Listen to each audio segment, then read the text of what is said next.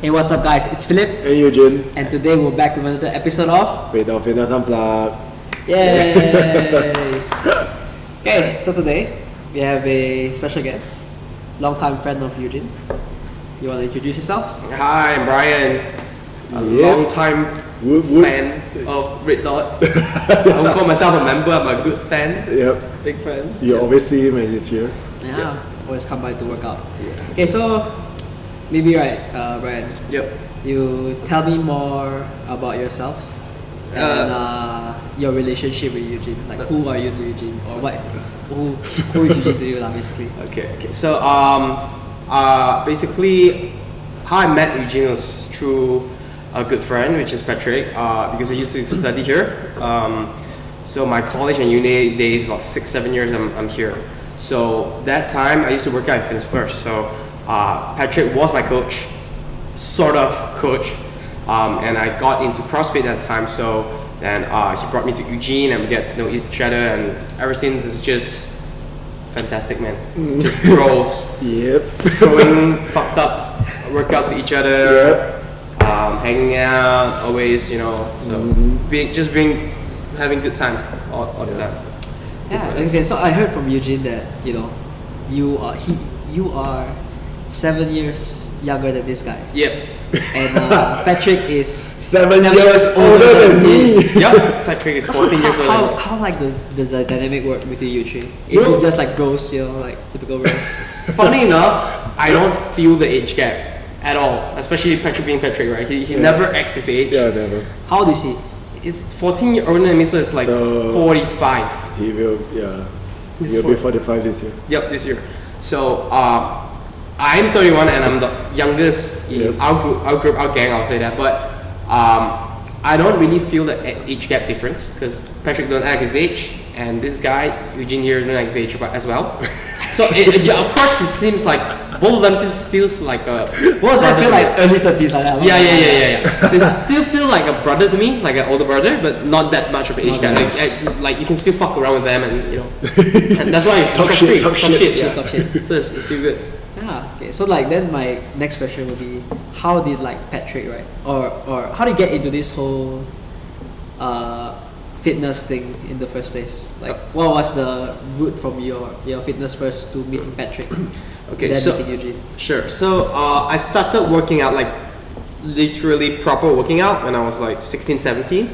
Back in the days, back in Malaysia, when I feel I'm not fit enough because I was into basketball at that time. So I want to make myself stronger and fitter. So I got into working out. The usual shoulder, chest, back, legs, bicep kind of workout. Gym stuff. Legs. Yeah, the usual gym stuff. So so I went to the gym and work out. Then after I got into Singapore, so naturally I checked into Fitness First and do my own workout. Then that was when CrossFit started to get a bit of attention. So I got into CrossFit, and then just nice Patrick, who is a level 1 CrossFit coach, I met him and I just asked a few questions about CrossFit, and then just got into it. And ever since I get into CrossFit, this is never looking back. It's so much more functional, so much more time efficient, so much more intense in the sense that it attacks your body in a different way, and it actually teaches you lessons not only on how to move your body correctly, but also how to move around efficiently. And it teaches you your body is not only to look good, but how to feel good about your body. So that's why I love CrossFit, and ever since I got into CrossFit, it's not going back. Be part of your life. Yeah, part of my life. So whenever, even when I travel right now, whenever I go a place, it's always exciting for me to see a CrossFit gym, regardlessly wherever it is, because it's a good community as well. Oh, for sure. Yeah, 100%. Maybe we should join the classes when you're free, lah. Yeah, for sure. I will. He does. He did. I did. And then he just destroy everyone. You did. Last time, but that was a while. It's been a while since I saw you. You did join the class. And he just destroy everyone. And I was like, After that, let's do a 5K roll. yeah. It's just that back then, right, you had black hair, I think. So completely Brown. Brown. It was darker. Like shorter hair, I think. It was darker, yeah. Yeah. Sure, but yeah. Yeah, no, now you mentioned that, I remember. Yeah. Yeah. You should actually ask him what's his daily fitness routine like. You should ask Yeah. him. What is your? Okay. I won't. Okay. Because I won't okay. Maybe it's a routine because I do work out every day. Like 7 days a week. 7 days a week. Like I am at the extent that it's like part of my life. So my girlfriend, they'll actually have to remind me to take a rest day. If not, I will just go every day unless that I'm sick, really sick, down sick, or there's something major that take up the whole day, or else I'll work out every day. So my daily routine is 5K row recovery on the start of the workout every day. Yep. And recently I add in 3 to 5K bike after the row or after the whole workout as a recovery cardio. Recently, because I got an air bike. That's just to clear my mind after a Metcon. It's just to sweat out the lactic acid or whatever, breathe out. That's the start and finish. In the middle, I sort of know what I would need and want to work every day. It could be a strong pushing movement. It could be a squat day. It could be I need to work on my squat cleans, my technique on my cleans or clean deadlift, that kind. So I sort of know on strength what I need to do every day. Other than that, I'll train 2 EMAL Metcon or 2 MREP Metcon. However it flies. So whatever I feel like doing, I just put it into the Metcon after the strength workout. So that comes into the day, which is about 90 minutes to 2 hours a day. Yeah. So that's my day. That's my day. So. What's your 5K roll now? Since you roll every day now. Okay, but my 5K roll. I don't time my 5K roll because my 5K roll is always most of the time. I would say 99% of the time is like 8 rounds of 500 meter roll with less than 60 seconds rest in between sets. So if I feel okay in 30 seconds, I'll just go for another 500. If I feel not okay for another, Until you reach your 5K. Yeah, until I reach my 5K. Yeah. Then his every 500 meter is like what? 140. Yeah. I'll hold at 140. Yeah. Since And 140 That's crazy. 140 is a very Comfortable pace. comfortable pace. Comfortable pace. Okay, so it's definitely achievable. Like since you mentioned that you work out every day, right, does it get like is there any days like you feel like Lethargic. fuck, I don't want to do this anymore? Yeah, no, okay. It will never be like, fuck, I don't want to do this anymore. In fact, I had a rest, sort of like a rest day yesterday because like I fly in yesterday, right? So I was like, I had a good night of sleep. So I woke up slightly later. I'm like, oh fuck, I only have like 30 minutes left before I need to go to the airport. So I was like, should I put in a cardio? And I was like, nah, fuck it, I'm not gonna do it. And then 5 minutes later, Adele texts me, so am I coming to pick you up now? I'm like, can you pick up in 20 minutes? She was like, what are you doing? I'm like, I'm on a bike. I would just like, it's just naturally you feel like, okay, maybe I had a rest day yesterday. I took a rest day, but I won't be like, oh fuck it, I it's tired or whatever from work, from stress. It's just like you won't be like, fuck it, I'm not sleeping anymore. Because working out to me is like sleeping, like eating, drinking coffee. It's like a daily routine. You won't be like, oh fuck it, I don't want to do this anymore. In fact, I will feel more discomfort not doing working out. Not working out, yeah. Of course, hangover days, you don't have to feel like working out. Sometimes, yeah, of course, I have to push it as well. Like recently, I'm not feeling 100% because I'm a little bit down with flu. So there are a couple of days that I feel Take a break. I should take a break. But when I reach the gym and then I put in my 5K, I'm like, oh, I'm totally 100% fine. Yeah. Yep. That's how we do it. That's how we do it. You just have to be like a lot of time. I just tell my friends who like just started their fitness journey, or they ask me like, how do you go consistent? My answer is always just be present. Just attend. Don't care if it's a 5, 10, 15 minutes thing. Just attend. Just be present. Once you're present, right, everything's automatic. Just make the effort to be present. Yeah. So Even when, consistency over time. even when we travel, we still work out. Yeah. Even we have a big night before. I will work out. I will work. Was it always like that even at the start? Like when you started? Like or do you like drag your feet? For me, I'm always like that when I'm starting. I think Ujin might agree with me. It's sort of like my character. Regardlessly, it's work or workout or how do I handle things. It's like I like the consistency. I like putting in work. But I also feel that you ask, right, how come we are 7 years apart and me and Patrick is 7 years apart? How we get along? I think we have this common thing. If we like something, we just dive in. Yes. And we jump in full on. Yes.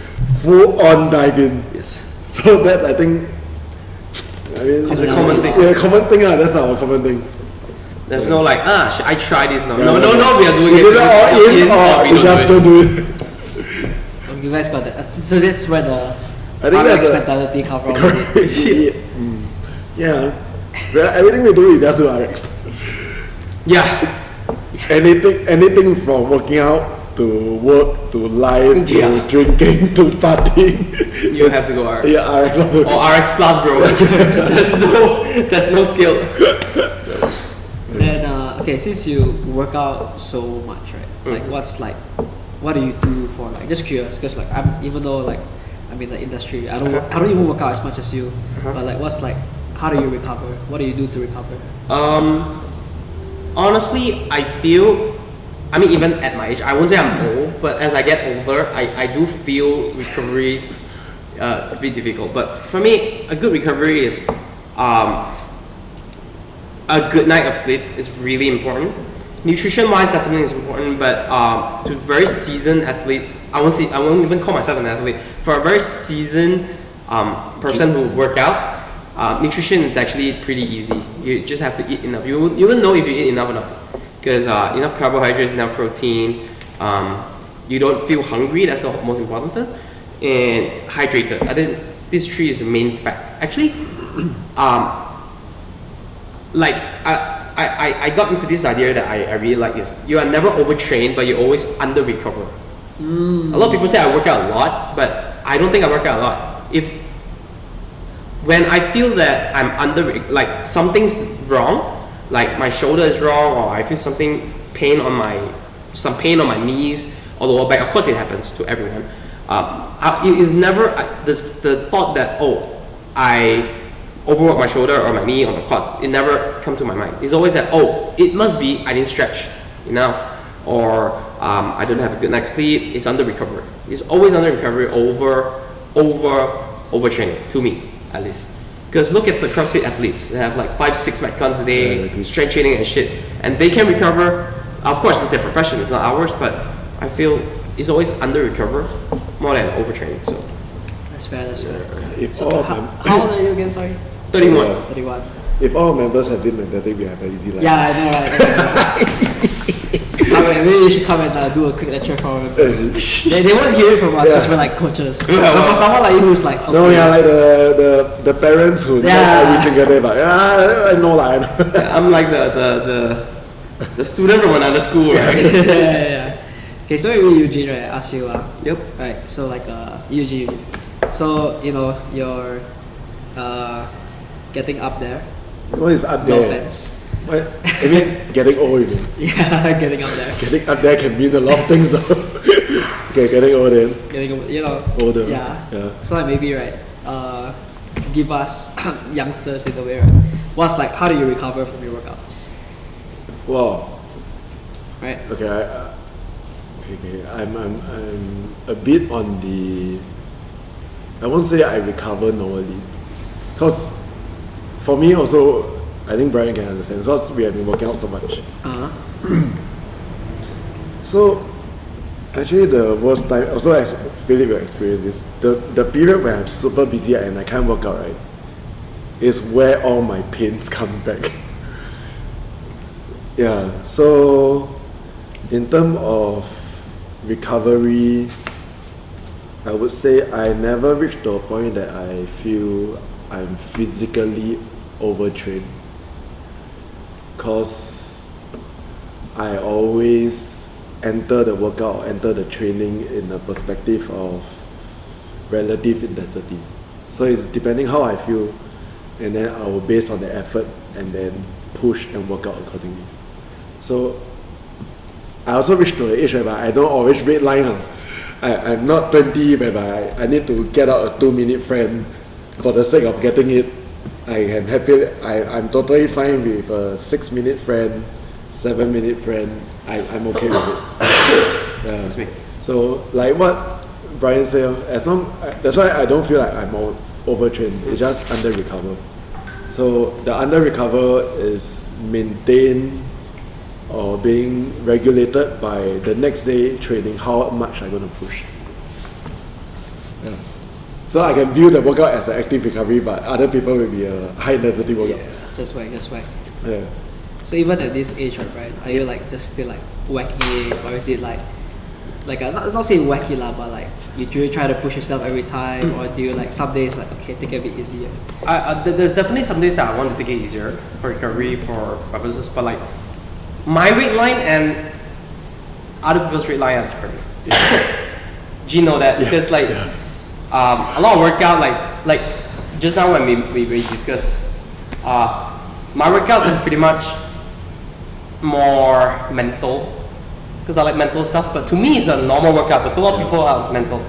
Yeah. So, but there are days that I feel maybe not to do so heavy, but I always adjust.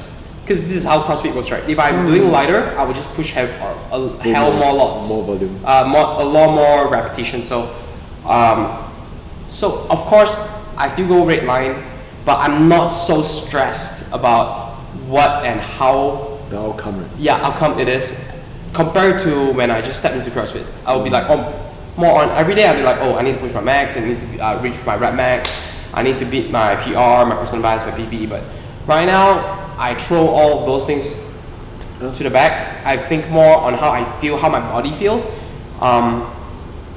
and I feel it's so much better because I don't stress about it. I don't stress about working out.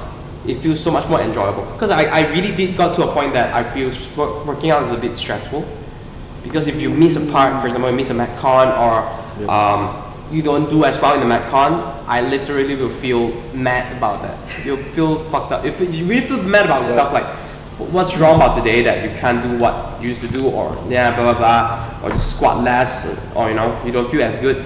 Now if I don't feel as good, I don't feel as good, I just remember it, and then the next round I'll just do it again, see how I feel. Less stress, more fun, so much better. I feel like he's like the perfect example, right, for how you should incorporate your fitness into daily routine. Right? Because it's not an exercise. You're not like an exercise professional, but you exercise a lot. You know what I mean? Okay, let's do a bit of backtracking. I was curious asking this. So right, a bit of backtrack to when you first guys met, right? Yeah. What's your first impression of this guy? A really nice guy. Ujin, back then, is more quiet, I would say. Because I was and I am the youngest of the group. Yep. So I'm like the baby boy.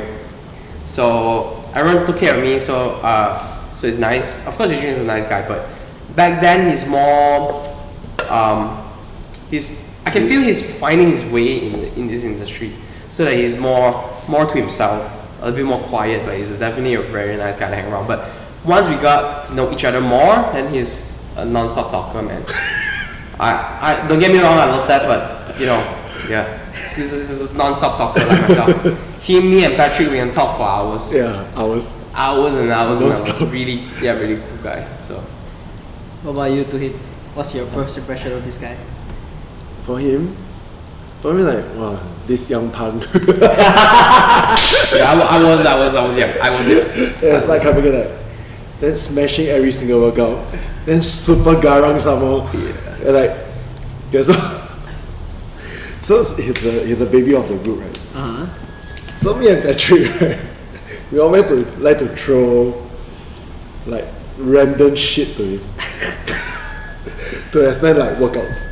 He was like, hey, why not you try this? As long as we start, why not you try this? The next day he'll be doing it. And they knew it was gonna be like really bad, and I knew I'm gonna do it. Yeah. So you still did it? Of course. Yeah. Of course. So I remember that one. The one that Patrick gave. 30 squat clean.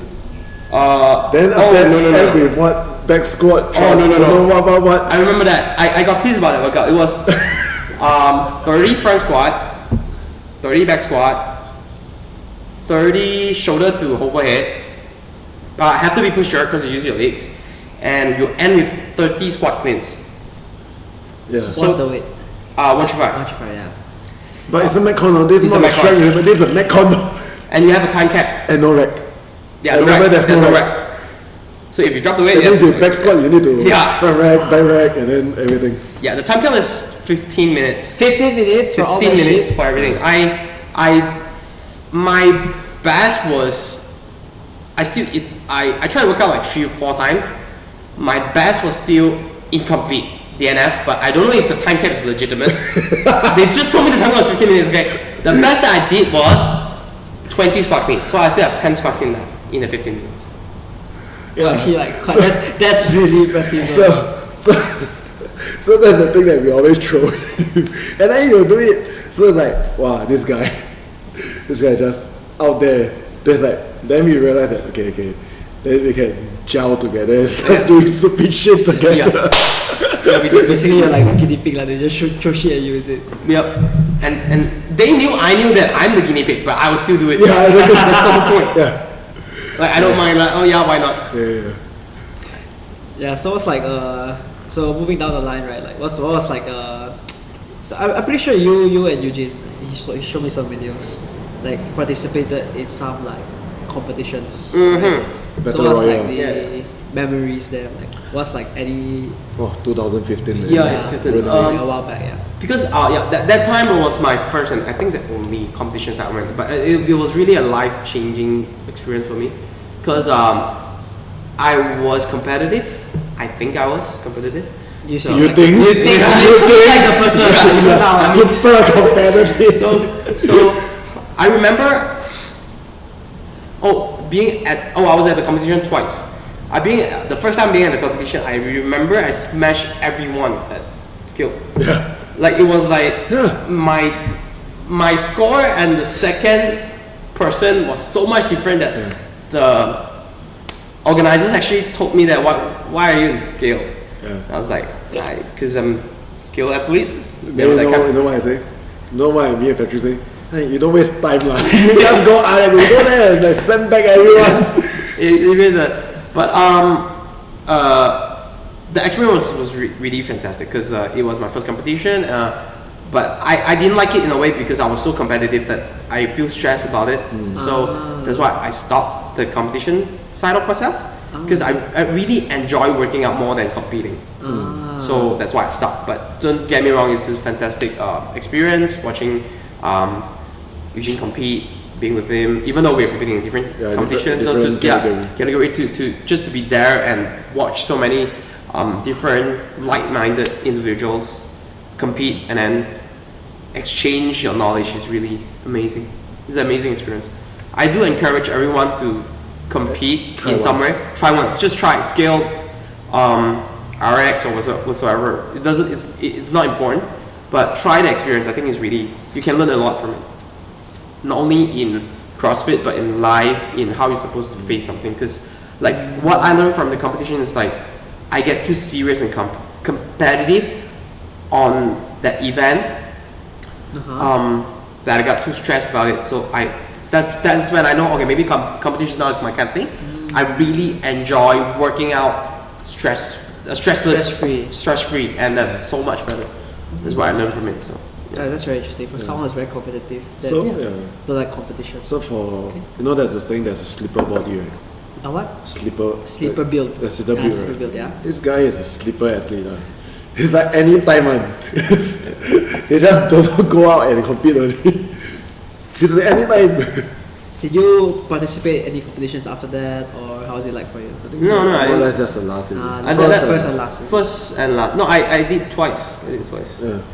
Did twice. I won the first one. The second one I got second, but the second month I just go for the sake of going. I just yeah. So, like Ujin knows, every year open, I don't even sign up, but I just do all the workout. Oh. I know my squad, I do all the workout, just for the sake of doing the workout. So it's more feeling the workout and like how painful the workout is, and to learn more so I know how to program my future workout. That's more important to me than putting my squad out there. To know that I'm top what in Malaysia, top what whatsoever in Singapore. To me, it's not important anymore. So yeah, more about how is my level in the CrossFit realm right now, so I know how to program my workout. That's the thing that I'm more concerned about. Yeah, since you work out a lot, right? Do you ever think about, I don't know if they ever ask you, ever think about like becoming a coach or joining the industry? Did they not ask you about it? Yeah, it would. Yeah, okay. Based on how I know it, I don't think I will. It's because it's a passion, and it's passion, and it's something that I really enjoy, and I do not mind giving people opinion. I wouldn't say I to teach other people, because even myself, I'm learning all the time. I won't say I will be teaching any others, but I don't mind to give any Q tips or any pro tips to anyone. I would love to tell anyone my experiences, and if it helps. But I'm not someone who has the patience to coach someone. I'm a very impatient person. So I always have this dream to open my own gym and box, but run by every other people. Okay. So I'll just be a random Joe or like a usual class member, so to hang around the gym, because I'll be spending 2 hours daily in a gym, and that's minus off the time that preparing to go to the gym and after the gym, and then hang around, talk with people. So let's say if I have my own gym 3 to 4 hours a day, so I would be totally happy to open my own gym and ask someone to run it. But I don't think coaching is my thing, because I really don't have the patience to class. Yeah, not even a class a day. I don't think I have the patience. I don't think so. Yeah, coaching wise, I don't think so. Yeah, it's like I don't know if Ujin agree with me, but I do think there's two types of people. If you are a coach, doesn't mean you are an athlete. If you're an athlete, doesn't mean you are a coach. So I 100% don't think I'm a coach. Like, and don't get me wrong, I love Patrick, but I don't think he's an athlete. But he's a good coach. Jin is a rare case where he can be both. I can't. Not to be both. I think I'm biased more towards the coaching. He's biased more towards the coaching. I'm 100% towards athlete. I can't coach. I really can't. You got the full spectrum. Really, the athlete coach, then the coach. Yeah. In that order. Yeah. Yes. And we are one each. Yeah. One each. Exactly. But I think to really so-called the punchline of this podcast, right, is actually, because I personally know Brian, right, and I know how busy is he, and you know how typical Singaporean, very busy lah, I don't time to work out. Yeah, actually. That kind of thing, you know, that kind of reasoning. Then I feel that you are totally a good example that it's possible lah. It's not impossible. Like the amount of commitment that he has in terms of career, business, whichever, for him to dedicate the amount of time every single day, I think people would want to be inspired rather than to know like, hey, what's the day of Brian like? Oh yeah. Okay, maybe I ask right? you just to build off. It's like, what's your job? What do you do, right? Okay, since he say you're very busy, right? So what do you do? It's a very, very difficult question to answer, because too many. Because my family is into casino business in Malaysia, so that's the base. And then I have my own entertainment company, so we host events and concerts. For example, I'm hosting Jackson Wang on this October, current shows, Mariah Carey, etc., all over the world. I go Manila, I go Jakarta, Singapore, Malaysia, so that's my event company. I have restaurants, F&B, I have bars, I also co-own some different brandings, but those are I'm being sleeping partners for those. So when you ask me what do I do, it's very hard for me to answer that. But entrepreneur is a bit too big to me, too big of a word to me. I won't say I'm an entrepreneur, but a businessman. So my time is always taken up because in that two main industry that I'm in, which is casino business and my entertainment business, I'll be always flying everywhere. It's either I'm flying or the timings are very off. Sometimes I have meetings in the morning, sometimes I have the meeting in the afternoon, sometimes I have to entertain the whole evening, midnight. So it's a very my time is never fixed. And that's when CrossFit comes really handy and really shows that how can you keep so fit using CrossFit, because regardlessly how much time that you have, you can put in a very good workout. So to answer your question, what's a day of brand like? All right, like from Ujin, it's like a normal day will be like sleeping late after entertaining my sponsors or my clients, etc. to like 3-4 a.m. So I woke up like a good 11 a.m. 11 to 12. If I don't have a morning meeting, I woke up, have my coffee, then I will pick up whatever work or calls or proposals or meeting that I need to attend to, and then I'll grab some food if I'm hungry, because I'm not really concerned of what I eat actually, because I don't really eat much in the morning and afternoon, because I like to work out with an empty stomach, not because of complicated things like it burns fat first or like faster cardio. It doesn't really. There are logics behind it, but it's not my reason. The reasoning is just convenience. Yeah, convenience. If I work out empty stomach, I feel lighter. It's just how I feel. I like that feeling of workout empty stomach. So after my work, I'll go back home, because I have my own gym at home. I have most of the equipment I think needed. So I'll work out, put in an hour and a half, 2 hour workout. Sometimes I might even call during my workout, because some calls I don't have to be speaking, but I need to listen. So sometimes I even do that. After my workout, I'll have a protein shake, and then go for my dinner meeting. Or if there's no dinner meeting, then I'll go for my usual dinner, and then my usual entertaining my customers. That's my usual day. And most of my food and calories come from my dinner. So that's a usual grind day. But when it comes to a really, really busy day that I don't really have time to work out, like when I'm flying around, that's when CrossFit come handy. Like, to answer your question, for busy Singaporeans, how do you stay fit? I'm always busy, I don't have time to put in a workout. I always work out sometimes when I travel in 30 minutes in the gym, in the hotel room without equipment. You could be doing EMOM squats for 10 minutes, EMOM burpees for 10 minutes, EMOM lunges for another 10 minutes, and that's a good 30 minutes workout, and that's good for a day. And just to answer you, some really screwed up workout that in my mind that's not that bad, but apparently it's bad to them. It was it just came up to my mind that this year during my birthday, I had a really havoc night, because it's a birthday night, right? So next day I woke up, I was like, should I put in a workout? Yeah, maybe I should, since it's my birthday, right? So I just go to the gym, and I was like, after my usual roll, I was like, okay, let's do 15 minutes EMOM, 15 burpees per minute. Sounds 15 minutes EMOM, 15 burpees per minute. That's crazy. No, but it sounds easy to me, because like, okay, I can stop at 15. And I love it. You're very used to burpees. Yeah, I'm very used to burpees. Strangely, I just good at burpees.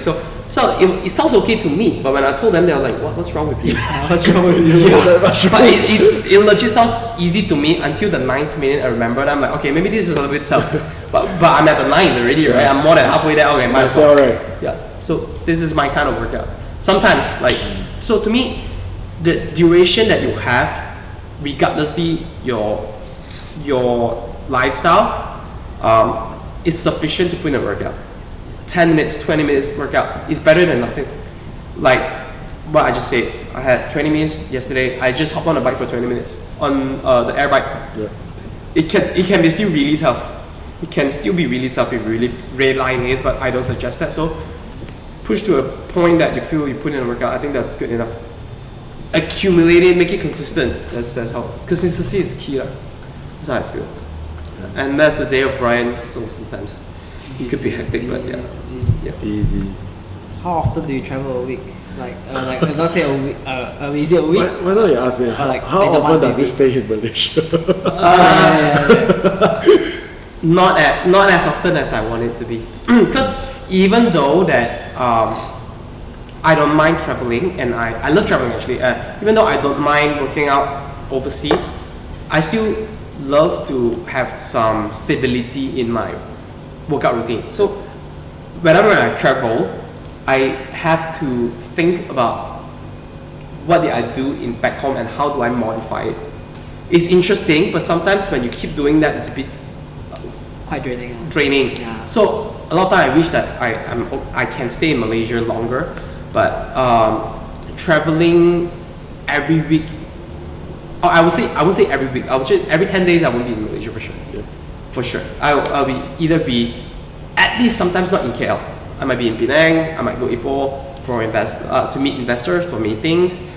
Fly to Singapore, meet them, or fly to Singapore for work. Like I'm here now. I'll be back to Malaysia for another 5-6 days, and I'm back here again, right, for work. So then after that, I might fly Korea. I might fly Hong Kong because of work, and those trips are always unconfirmed until a week or two before I fly. So it's very difficult to answer you how often do I travel, but every 10 days I would say. Quite often. Yeah, I think it's quite often. It's so hard to catch him. Yeah. There's I remember last year, right? I think it was okay. So now it's 2025. Mm-hmm. At 2023, we met at year end. Yes. I'll be back in Chinese New Year 2024. So it was February, is it? Yeah, February. Like then February, me and Patrick was like, hey, where's Brian? Then very text. Very busy, bros. Then I was like, we drag till when? May. Was it May?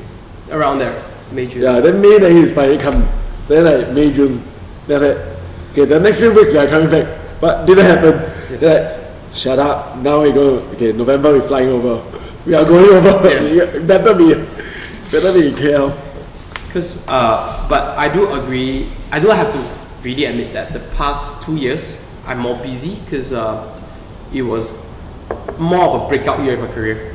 Right now, it's still considered I'm pushing at a high, but it's not As bad. Yeah, I don't have to fly that much. Also, thanks to these guys that because they know my lifestyle and how I do my work, right?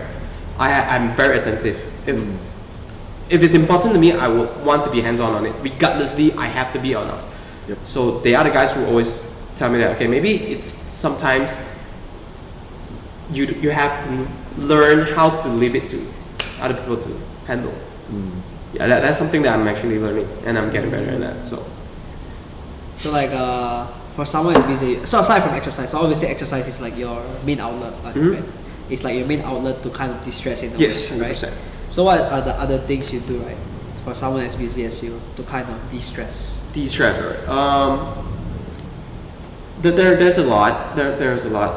I like watching movies because very strangely, but it still relate to workout. When I watch movie, it kind of gave me a lot of idea of what to do. What to do for workout. Yeah, for workout. Sorry, but yeah, sometimes but I love watching movie because I'm in entertainment industry, so it gives me a lot of ideas and a lot of fun facts. So I love watching movies as distress. Other than that, just having a good time drinking. Sometimes I don't encourage alcohol consuming, of course, but a good amount distress could be good for you. So I don't suggest push till you get hangover, but once every week. With good company. Yeah, with good company, it's chill it out, it's good. Mental Everything in moderation. Yeah, moderation.